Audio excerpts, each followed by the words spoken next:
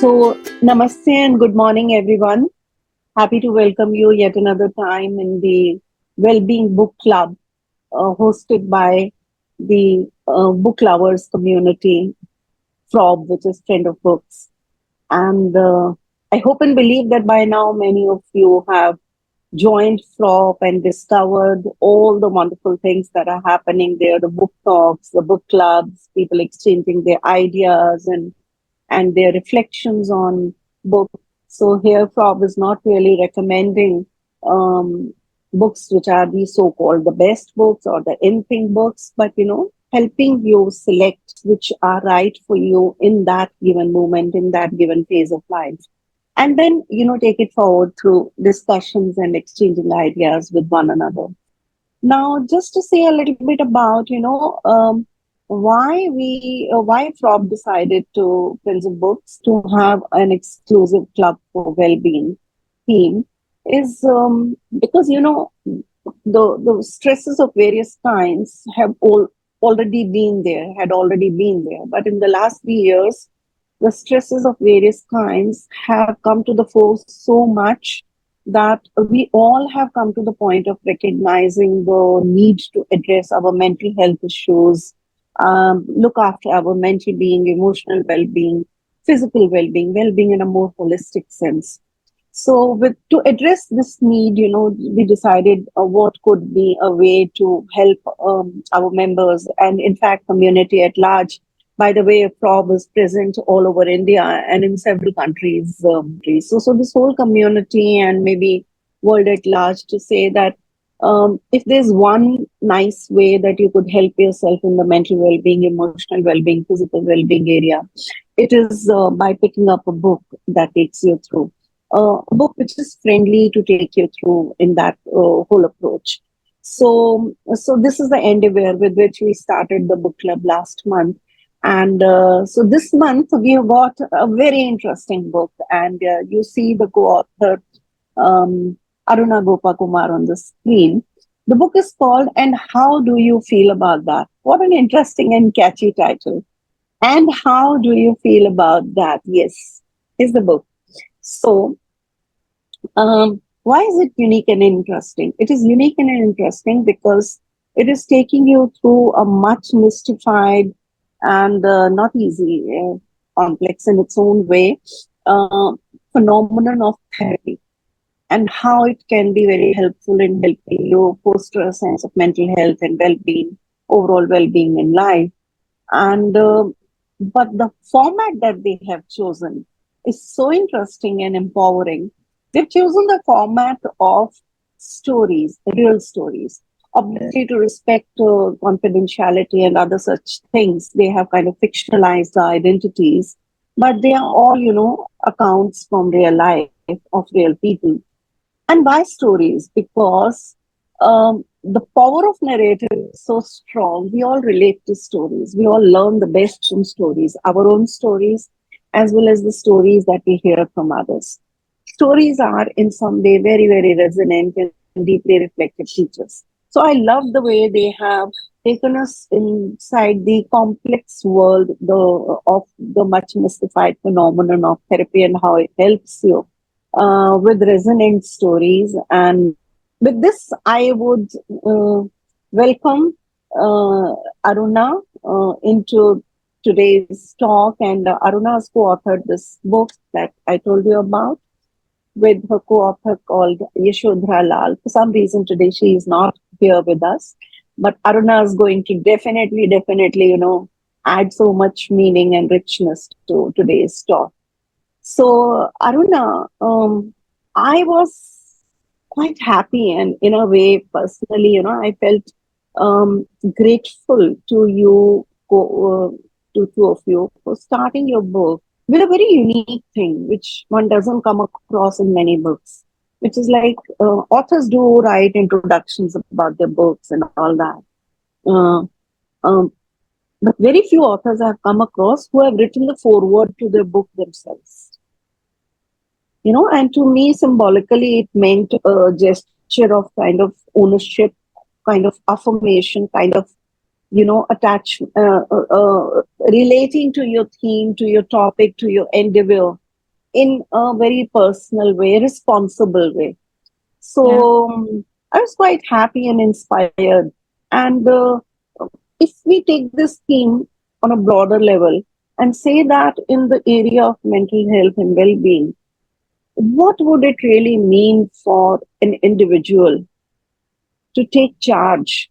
I mean, they may need expert help, they may get benefited by the presence of a support system. But what does it really mean to take charge and take ownership of their own endeavor in life? Over to you. Thank you. Thank you. What a lovely question to start with, which is what does it mean for an individual to take charge of their own life, right?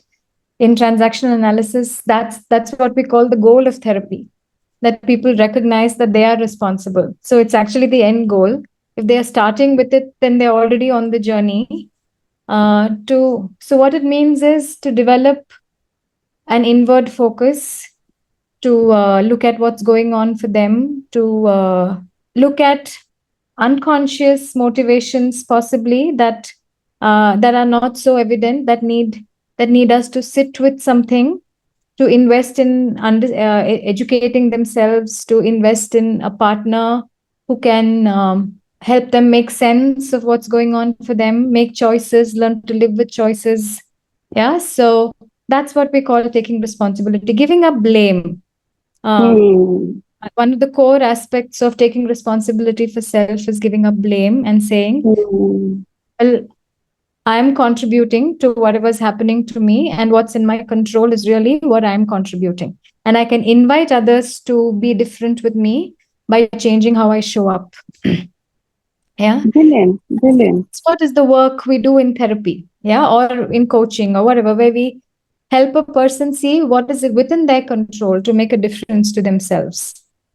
Yeah. brilliant.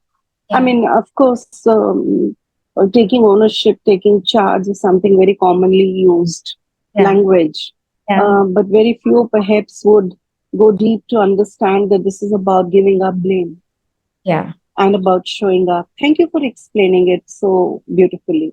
Thank And you. it's a twisted, maybe, or maybe because I'm kind of a little clumsy in my head, so I keep going back and forth. So I take you back now to saying that starting to talk about taking charge. What's and then with this, I invite you to also tell our members a little bit about yourself. Who you are, what do you do, and what inspired you to write this book. You Sure. and your co-author, obviously. Like, Yeah. what inspired you people to write this book? Yeah. Yeah. So Yashodhara is not here because she's in the middle of relocating from Mhm. one city to another, so she is not able to be here today. Uh, so about me first, I'm a engineer and a management graduate, and I was in human resources for a few years before I set up an organization in the area of leadership development called Navgati. And Navgati today is a 24-year-old organization, so almost reaching the 25th year mark. In January, we'll be 25 years old. And we are a very well established, reputed leadership development firm. I think just around the time I started Navgati, I also started developing an interest in. So, deep personal change has always been a goal for me. So I was attending a lot of workshops, and I came across transactional analysis, and I loved the ease with which complex psychological ideas were explained. And I joined long term TA training. And parallelly, I was practicing as a psychotherapist. It was a hobby it was a passion, I would say, but not really a career for a long time till the pandemic, and when I felt that that's what filled me with greater meaning, and I switched to moved away from corporate work to work with individuals. So my primary work is training and supervision of transactional analysts. So I train people to be psychotherapists. And Yashodhara is 10 years my junior from IIM Bangalore. And she also felt a little dissatisfied with the corporate world and was seeking more. And she was in my training, and she's an established author. She's written 8 books, and we were both wondering how to bring. We feel transactional analysis is an underleveraged way of making a difference to people. So we thought a good way would be to write a book. And then we brainstormed on several formats, and the story based format appealed to us the most because we believed it would appeal to audiences most. Relatable stories of moments of insight in the therapy room. We also wrote this because we feel that there's too much confusion about what happens in therapy. Hmm. So this was really an inside view of what happens in the therapy room. So they could be a fly on the wall and a variety of themes that are not uncommon at all. In fact, a person says, I found myself in every story. Is there a problem with me? But the answer is no, these are common themes. And every time a person does work, part of us gets stirred up in the process. And it's important for us to know the universal nature of these struggles to reduce the shame around it. This is all part of being human, but Hmm. there's so much stigma around it. So our effort was to reduce the stigma and make people more willing to actually not necessarily take therapy, but lose the shame around having problems, have more space to talk about these things, create open dialogue about emotional challenges. So that was the goal with which we wrote the book. Hmm.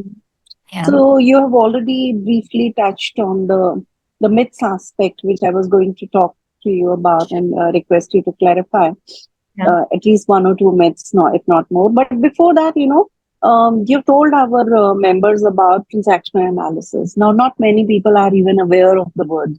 Yes. So, would you like to just give a tiny glimpse to our members about what really is transactional analysis and how it helps in personal change, personal growth, whether or not they work with um, uh, an expert? Sure. So, transactional analysis is an approach to psychotherapy which was developed as an alternate approach from psychoanalysis, which was created by Sigmund Freud. And it was designed to make complex ideas accessible. It was meant to make ideas that can impact mental health available and understandable to a wide population. It was created as a model for psychotherapy, but over the last almost 60 years, it has grown and found application in many other areas: counseling, organizational work, in education, etc. It's a flourishing community of practitioners worldwide. And its biggest strength is the very systematic and rigorous nature of credentialing that takes several years. So that's transaction analysis. The well known books are Born to Win, I'm Okay or Okay, Games People Play. So created by Eric Berne in the 1960s. Yeah. Yeah, thank you. If you allow me, may I just add this for the benefit of our members that for the unoriented people or people who are just beginning in elementary stuff, I would rather encourage you to pick up Born to Win by Dorothy Jongler, not the popular Born to Win by another author, the popular psychologist. Gabriel James and Dorothy Youngeward. Yes. Yes. Yeah. So maybe start there. It addresses all aspects of TA, but in such a relatable and easy and flowing way. Yes. And so let's also please also take us through.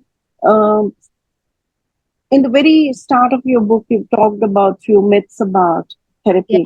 Yeah. So these days, many people know about coaching. Yes, Yeah. coaching has come to the forefront, and so people know what to expect and what benefits it will accrue to them. Yeah. Yeah. But therapy continues to be much mystified. So, if you could talk a little about that.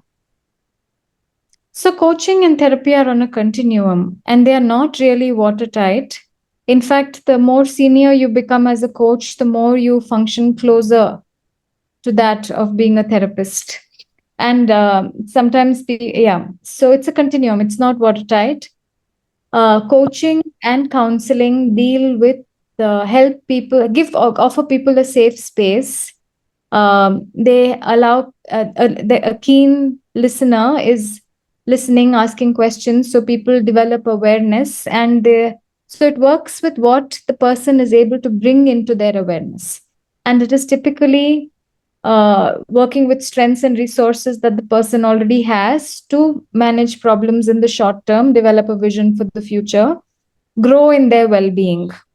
So that's the goal of coaching and counseling. However, psychotherapy is different in that it talks about how do we change deeply entrenched personality patterns, some of which lie outside our awareness. So coaching and counseling will deal with what is in people's awareness or just below their awareness that can easily be brought into awareness. But there are so many things we've taken in very early in life, including in the womb, including um, historical from generations, what we have inherited that we store in our bodies.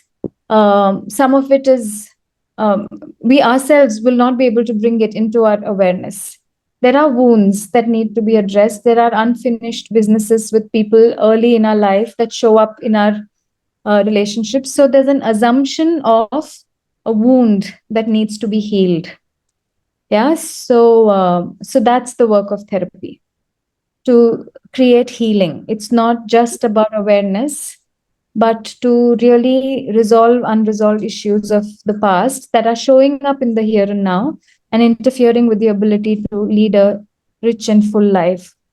So, therapy training is longer and more complex than coaching training. It involves the capacity to hold intense emotions. So, it needs a lot of personal work from the Yeah. practitioner. Yeah. So it's scary for many people, so they don't take up uh, that kind of. It also needs a high level of commitment and dedication Mm, because potential for harm is so much higher. mm. Yeah, yeah, Both for the client as well as the practitioner. Yeah. absolutely, And absolutely. perhaps, apart from, like you said, healing, maybe it also kinds of opens up a path for reparenting oneself, Yes. repatterning our own, Yeah. internal, like you said, wounded patterns and all that.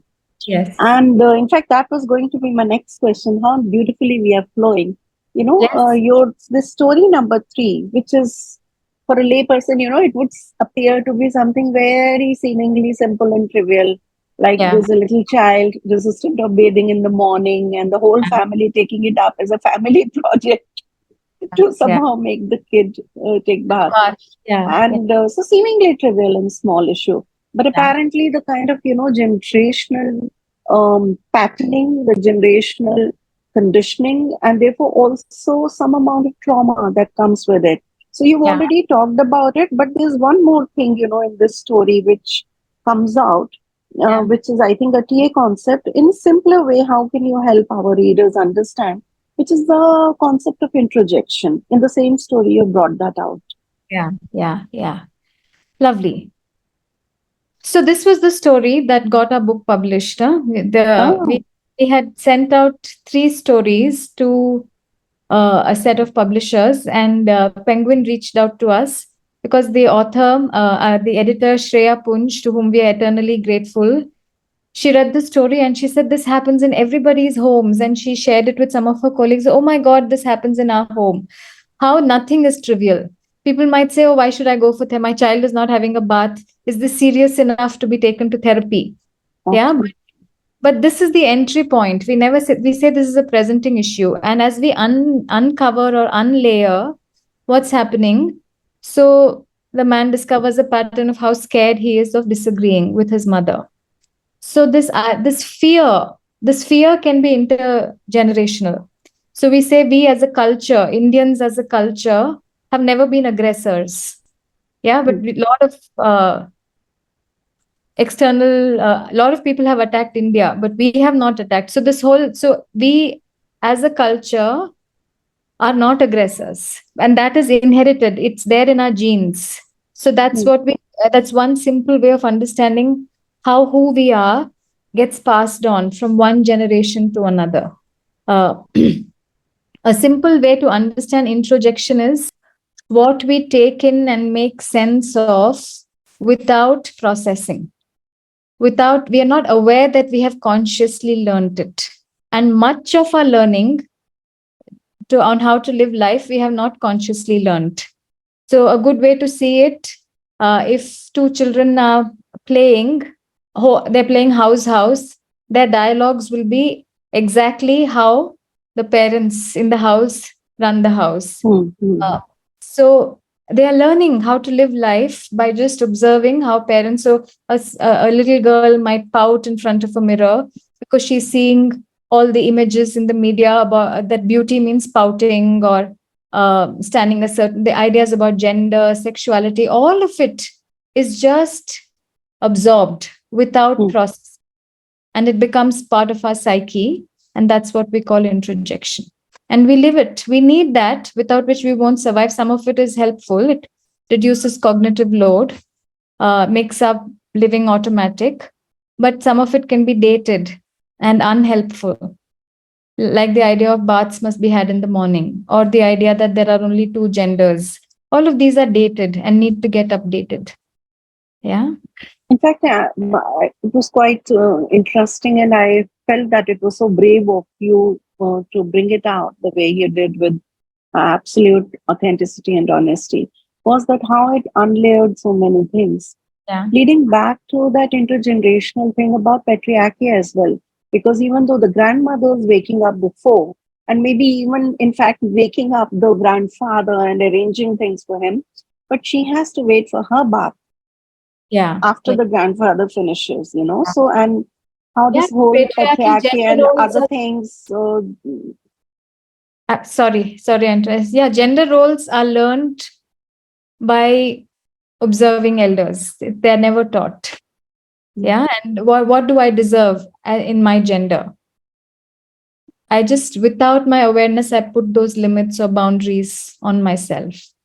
Yeah, yeah, yeah, Now, there is also, because I also work, as you know, both in therapy and counseling, all three areas, in psychotherapy, also in group facilitation work. So this is something that I commonly come across. I'm sure you must have also come across this quite a bit of, curiosity, if I may say, even intrigue about the chair work, the imaginal dialogues, imaginal conversations. So sure. you have shared a story which is so beautiful about the imaginal dialogues, the story number 35, which is where you've used the chair work with the client, and how liberating it was for the client in the end, Yeah, for him to stand up and recognize his own child ego state and his adult ego state, to embrace and yeah, reparent the child ego state.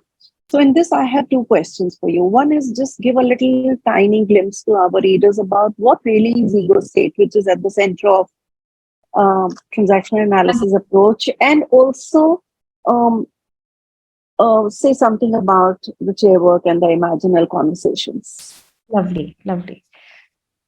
So, all of us would intuitively understand that we are more than one person.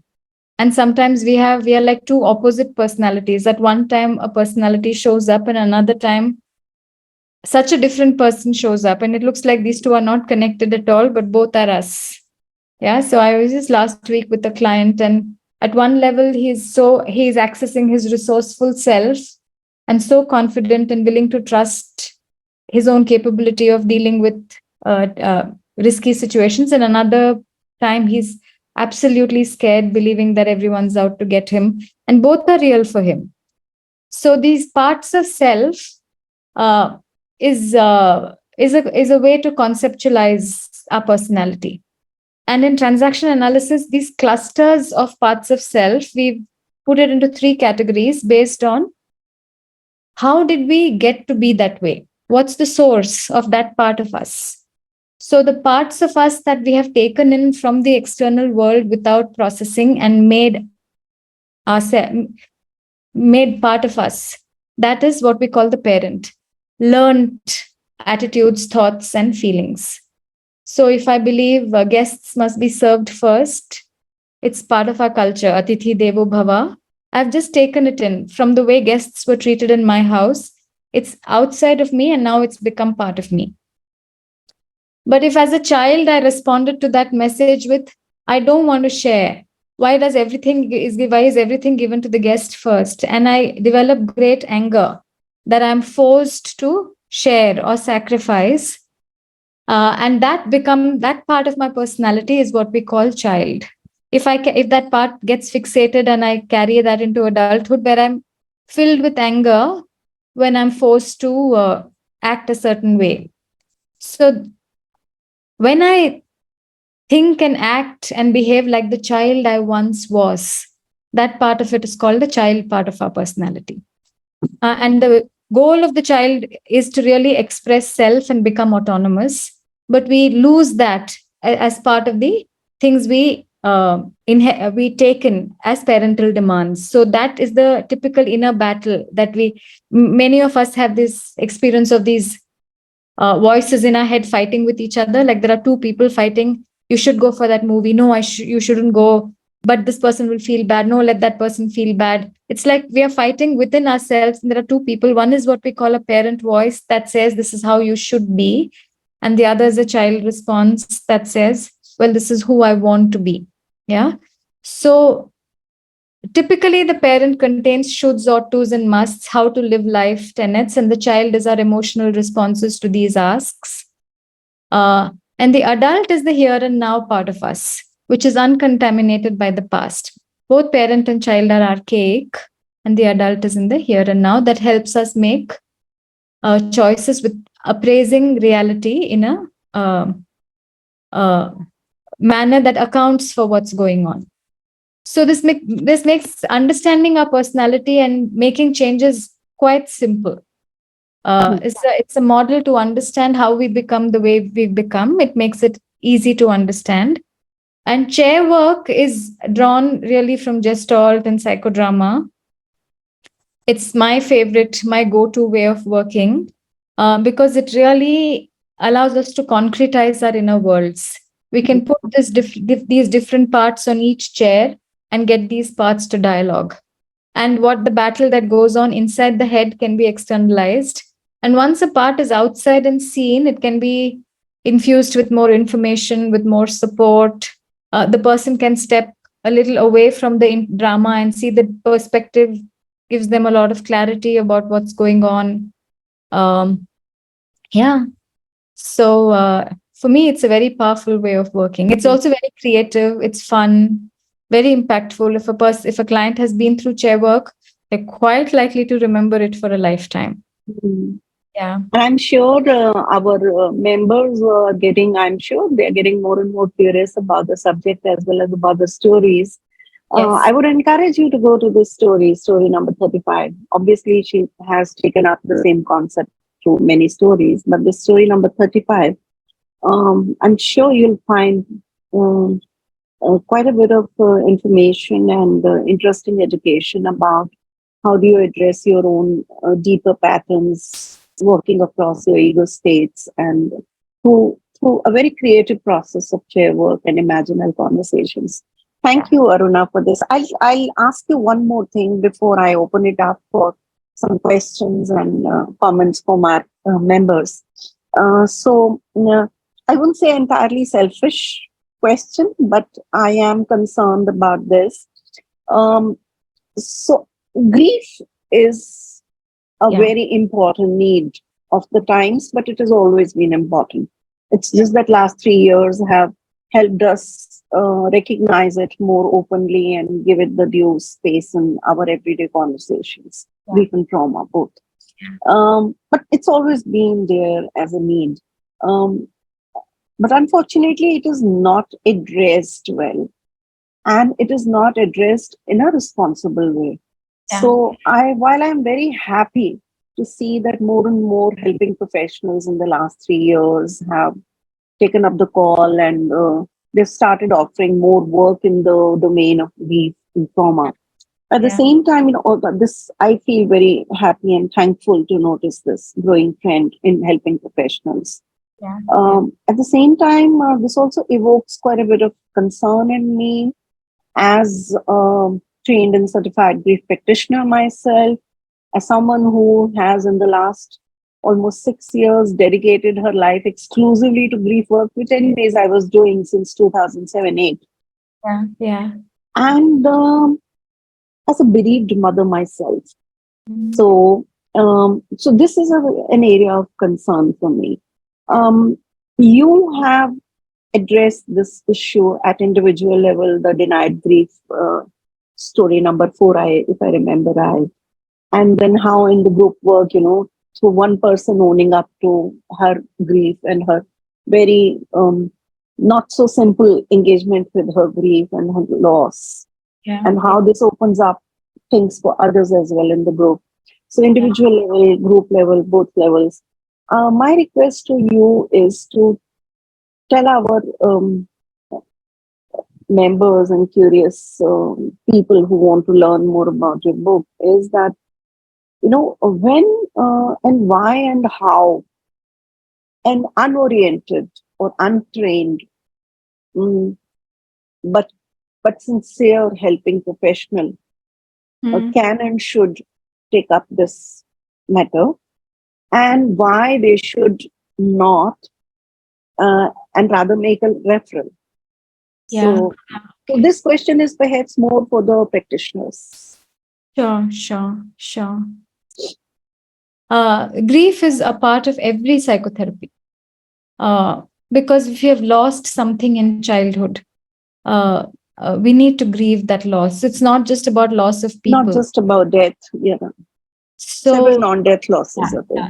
And till we grieve the loss that we, even if I don't get the love that I want from my mother in the way I want it, maybe it has come in some other ways, but it is still a loss that I haven't got it the way I wanted. And till I grieve that loss, I cannot look forward. I will be stuck there.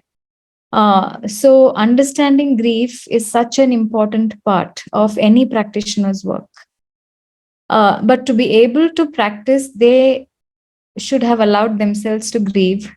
They should have studied grief and know the various ways in which grief disguises itself and shows up.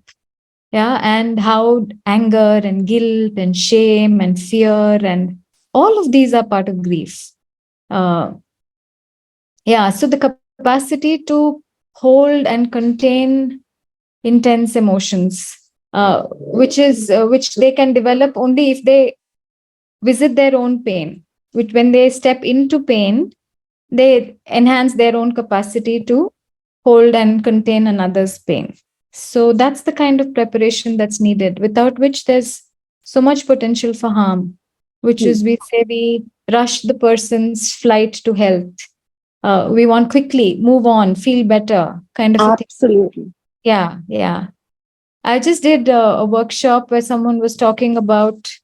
It was a workshop on child work where someone was talking about her brother who died, and she said, "I'm so angry." Her anger was intense in the moment. That she said he was just having a sandwich with me, and the next day he went off. How did he go like that? And I said, "When did your brother pass?" She said, 27 years ago. So grief takes time. Yeah. And to, Sometimes an entire lifetime, even yeah, that is short. yeah, yeah. And to really, yeah. So it needs that kind of uh, stepping into the process.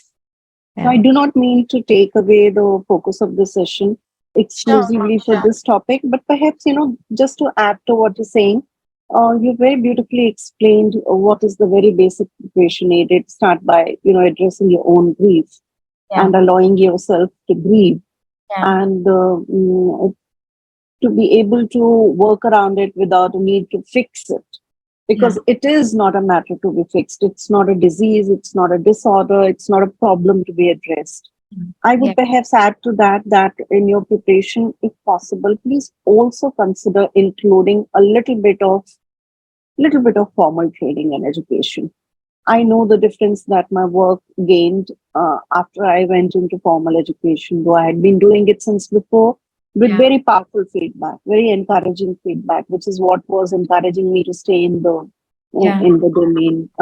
Ma- but these are sensitive matters, and as you have rightly pointed to our readers, it's commonly about death, but grief It's yeah, is about so many non-death losses, intangible losses, inconceivable losses. yeah, And um, so, okay, so I think let's end it at that. And one more thing which I want to quickly ask you, and then there's one question we have. Last question is your story number 36 has a beautiful thing. Of course, you talk of one of the clear concepts of drama triangle there. We don't have time to go into such an elaborate and interesting thing. yeah, But the theme of the story is about, how these days divorces are becoming more normalized, which is fine. Separation is gaining more acceptance, which is a healthy trend. Of course, not that I am encouraging divorces and separation, but I'm saying that the normalization of that, yeah, acceptance of that yeah. is a healthy trend, healthy development. But in this story, what you beautifully brought out is that even after separation or divorce, there's a thereafter story of how the emotional entanglements from before they continue to affect an individual. And add to that also the practical entanglement around taking care of the kids and responsibilities of co-parenting and all that. Yeah. So the thereafter story and the complexes that develop through entanglements and how therapy can help in that area. Yeah, yeah, yeah. Oh, it definitely needs therapy. I feel any kind of separation where there's so many raging emotions that you experience. There's grief at the loss or the possibility of what could have been. There may be anger, there may be fear about the future, there may be guilt. Uh, all of that need processing. And maybe people also need practical support. When they're so emotional, they have to make decisions, and how to not let the residue of one relationship come into another, how to look at a new relationship afresh, not be too scared, not be too withdrawn, or not go out all out there and rebound in various ways. So many things that can you can benefit by having a safe space to think about and process all this. Thank you. Yeah. We have a very interesting question from Bhagyalakshmi Girish. Yeah, Welcome. thank you. Good morning, everyone. Yeah, Morning. so my question is like it is about me only, personal. I am 45 now, and I am experiencing the bouts of anger that are coming, which are like intense. And when I consulted my gynec, she was like that this is a menopause symptom. So it will come and go. So my question is, should I go for a therapy to handle, because I see that it is too much. I am not able to control most of the time. So like it's coming on kids. It doesn't look good. I mean, it's not right for the environment at home. Yeah, yeah, yeah. So I would say yes. Mind and body are so connected. If, yeah, it may not be just because of menopause, there will be other reasons for your anger. yeah, I'm getting it from your last conversations, like the things that happened in my past and all those Yeah. childhood memories and all. It could be anger in the here and now also. Yeah. Maybe, yeah, your needs are not being met. Maybe you're feeling discounted. Yeah. So, yeah, to attend to that anger, it would be important. Can I Okay. add something? Yes, please. Not really adding, as in adding, but just to say that Bhagyalakshmi, I want to warmly appreciate you for the courage that you have shown to bring it out in the open and talk about it in an open forum. You've no idea how many more people you might have encouraged to consider bringing their need out courageously like this. I wish Thank, you all the health and all the fulfillment and all the meaning. Thank you. thank So you we so much. have just one more minute. If there's somebody else who wants to come, yes, Venkatesh, please. Thank you so much for this really enriching conversation. I'm really concerned about this trend I'm seeing on this global loneliness phenomenon happening across the world. Japan has a minister of loneliness. UK has a minister of loneliness. Now, US has recently declared that loneliness as a phenomenon is increasing. So, how do you see this from the different disciplines you have worked on, transaction analysis, psychotherapy? What is the cause of these phenomena happening in the society? Thank you. People get hurt in relationships, and then they find it safer to be by themselves and then that results in loneliness. Yeah. So we have to, it's a big emotional skill to learn to love, because love comes with pain. If we want to not have the pain, we also have to let go of the love. How to navigate the pain and the love and not get hurt while being in relationships, how to keep relationships, how to reach out, how to be part of community. Increasingly, I think everyone's so busy, so stretched, everyone's struggling, so they're not able to offer the listening and support to one another. So the potential for getting hurt in a relationship is just increasing, because we can't give if our own needs are not met. So we say the primary responsibility is first take care of yourself, then you can give others, including your children. Yeah. So a mother who's happy will be a better mother than a mother who's unhappy. The safety mask Thank you. principle. Yeah. And thank you, Venkatesh, for bringing it up just towards we are closing the session today, because that precisely is the theme of the book we are taking up in the next book club meeting in June 1st, Saturday, 11 a.m. for everybody's sake. Please mark your calendars. Next month, we are talking to Dr. Samir Parekh on his book. Dr. Samir Parekh and Kamna Chibbar have co-authored a book called Alone in the Crowd, which is actually addressing this growing phenomenon of loneliness. Yeah. So I'm sure you will be joining. And with this, I must thank you, Aruna, for a wonderful dip into your book in a way that I'm sure more and more of our readers must be getting curious about this book. And once again, let's face it.